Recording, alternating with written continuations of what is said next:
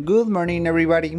Thank you for being here. Today we are going to learn about the derivative of trigonometric functions. This is going to be a really long video, so please stand with us. So first of all, we need to remember that the derivative of sine of x equals the cosine of x, and the derivative of cosine of x will equals negative sine of x. So we are going to start now with the derivative of the tangent of x. This is what we are going to find first. So how do we do this? Using the properties we have learned in classes before, we can say that the derivative of tan of x is the same to say as the derivative of sine of x over cosine of x, which basically sine of x over cosine of x is the same as the tangent of x, so it is just another way of saying the same. So now what do we have here? We have here a division, so we will use the quotient rule. First, putting the prime of sine, which is cosine x, and then multiply that by cosine of x that we already had before, to then subtracted to, let me see here, so then we will subtract this by the multiplication of the sine of x times the cosine prime of the function we already had, which is negative sine of x, and negative times the negative we had before will make this a sum, a positive sign. And all of this over cosine squared of x. Now what is next is to basically solve this.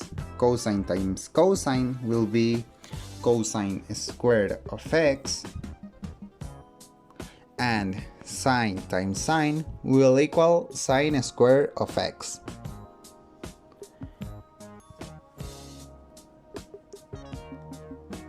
Okay then.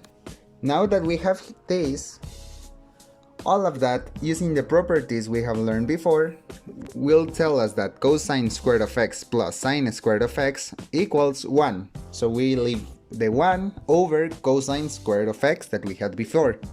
And what does this mean? This means that this will equal secant squared of x. So tangent of x, we can say that skipping all this long process will equal will equal secant squared of x. Now we go with the derivative of the cotangent of x. Cotangent of x is the same as saying the derivative of the cosine of x over the sine of x.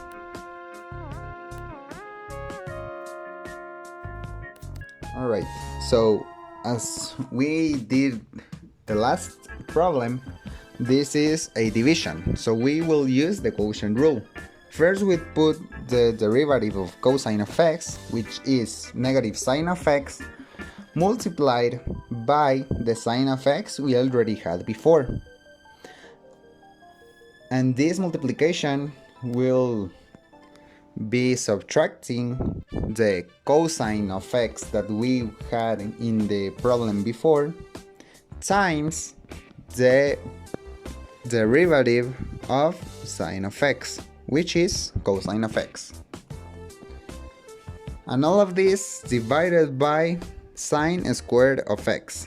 So now what will happen is that we will have the negative sine squared of x minus the cosine squared of x,